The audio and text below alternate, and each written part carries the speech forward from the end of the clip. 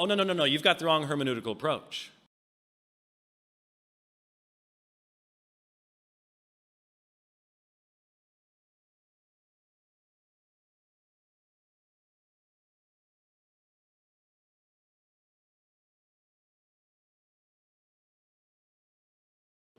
He says, we should have no problem finding the Son in the Old Testament. Well, again, the specific revelation of the divine persons takes place in the incarnation and in the outpouring of the Holy Spirit of God between the testaments. But I see the Son in the Old Testament, and so did the early church writers called the apostles. We see him in Psalm 2, kiss the Son. We see him in Psalm 2, kiss the Son. Right after I finished speaking, there's this fellow, this Mexican fellow that gets up and he says, Rabbi, would you read this verse, please? In a very cocky fashion.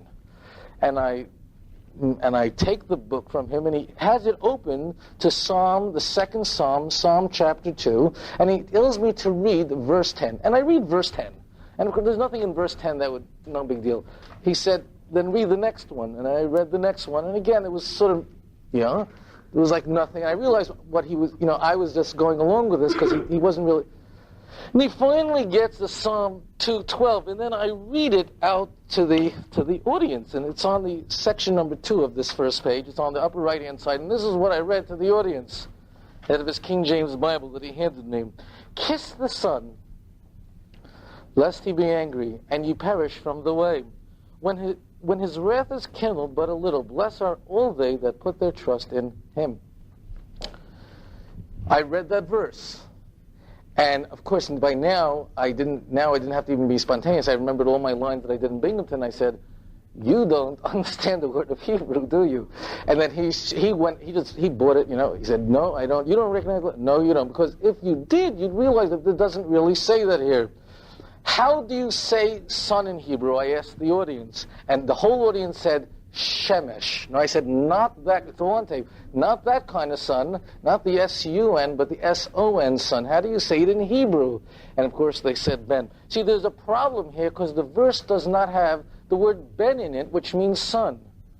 The verse has a different word which means bar. And then I asked the audience, tell me, what does the word bar mean? The words, by the way, are together, nashkuvar. What does the word bar mean?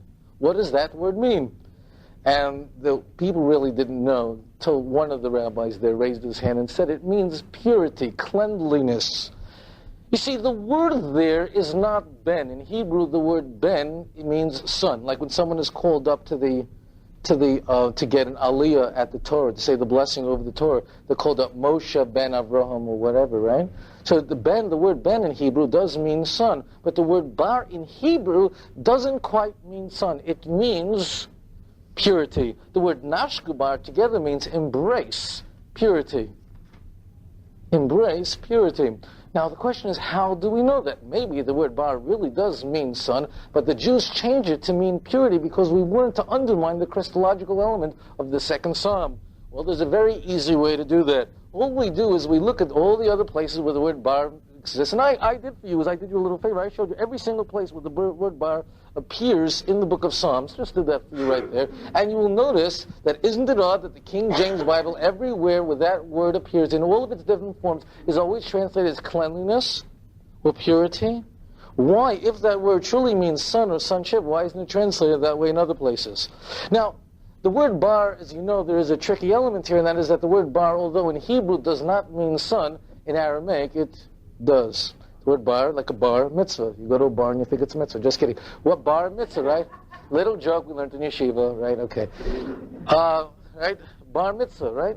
Son, right? The only thing is that although there is a little Aramaic in the Jewish scriptures, a couple of verses in the book of Jeremiah, primarily Daniel and Ezra and so on, although we have a little bit of Aramaic salted in the Bible, salted is not even the right word because there's only about 3 or 4 books in the Bible that have any Aramaic at all. The book of Psalms has no Aramaic whatsoever, and therefore the word bar clearly means cleanliness and not son. And what is hysterical is that if you go in the same psalm, but the verse 7, Psalm 2, verse 7, same psalm, just a little earlier, I will declare, it's on the lower right-hand side, I will declare the decree, the Lord hath said unto me, thou art my son, this day have I begotten thee. we see that if King David wanted to use the word son, he knew how to spell it. It was in the same psalm. And it's not like King David went through some sort of change in his life, that, in his early days he wrote with a different style than his latter days. No, this was all written, it was all the same psalm, it was all written at the same time. You see that King David knew how to spell the word son if he wanted to.